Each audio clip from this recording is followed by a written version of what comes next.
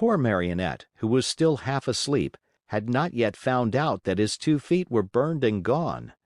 As soon as he heard his father's voice, he jumped up from his seat to open the door, but, as he did so, he staggered and fell headlong to the floor.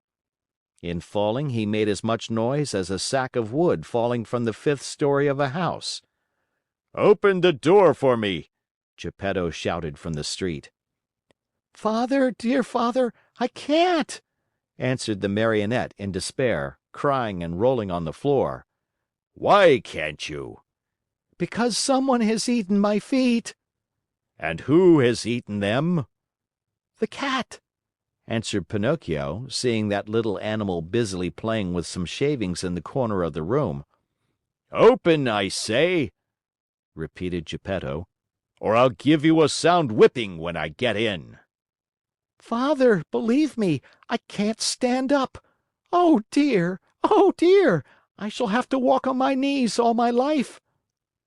Geppetto, thinking that all these tears and cries were only other pranks of the Marionette, climbed up the side of the house and went in through the window. At first he was very angry, but on seeing Pinocchio stretched out on the floor and really without feet, he felt very sad and sorrowful. Picking him up from the floor, he fondled and caressed him, talking to him while the tears ran down his cheeks.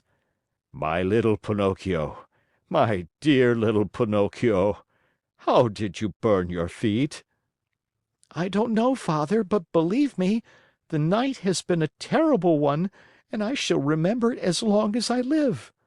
The thunder was so noisy and the lightning so bright, and I was hungry.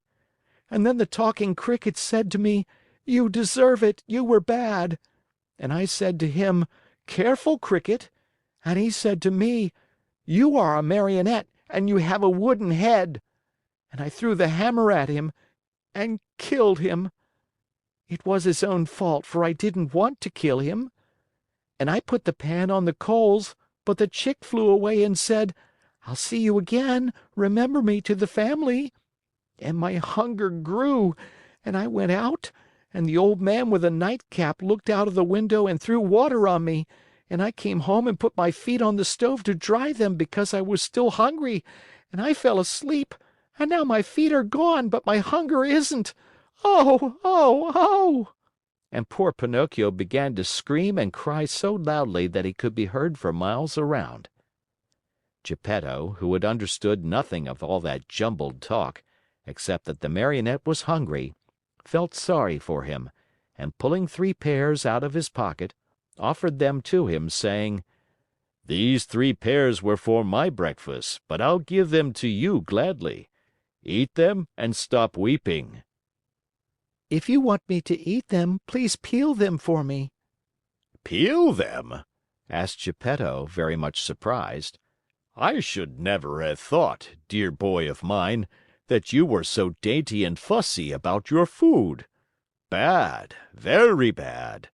In this world, even as children, we must accustom ourselves to eat of everything, for we never know what life may hold in store for us." "You may be right," answered Pinocchio, "but I will not eat the pears if they are not peeled. I don't like them." And good old Geppetto took out a knife, peeled the 3 pears, and put the skins in a row on the table. Pinocchio ate 1 pear in a twinkling and started to throw the core away, but Geppetto held his arm. "Oh, no, don't throw it away. Everything in this world may be of some use." "But the core I will not eat!" cried Pinocchio in an angry tone. "Who knows?" repeated Geppetto calmly. And later the 3 cores were placed on the table next to the skins. Pinocchio had eaten the 3 pears, or rather devoured them. Then he yawned deeply and wailed, "I'm still hungry." "But I have no more to give you."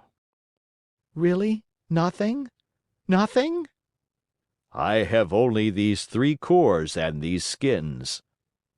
"Very well, then," said Pinocchio. "If there is nothing else, I'll eat them." At first he made a wry face, but one after another the skins and the cores disappeared. "Ah, now I feel fine," he said after eating the last one. "You see," observed Geppetto, "that I was right when I told you that one must not be too fussy and too dainty about food. My dear, we never know what life may have in store for us." End of chapter.